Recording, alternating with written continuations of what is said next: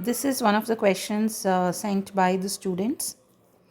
Here we are supposed to find standard deviation, coefficient of variation and mean are given.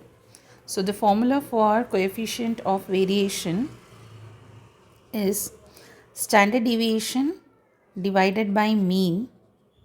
If it is given in terms of percentage only, then you multiply 100.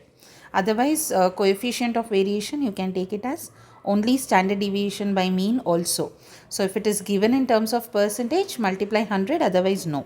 So here coefficient of variation is given, that is 5%, and standard deviation is what we are supposed to find, and mean is given to be 125, okay, into 100.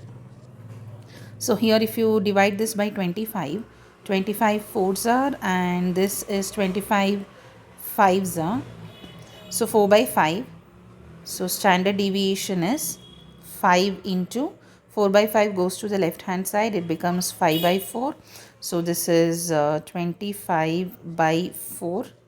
You will get 5.75. 6.25. You will get 6.25. 4 6 are 24, 1 extra, so 6.25 is the answer. Answer is option B. If you have any other questions that you are unable to solve, you can send that image of the question in WhatsApp.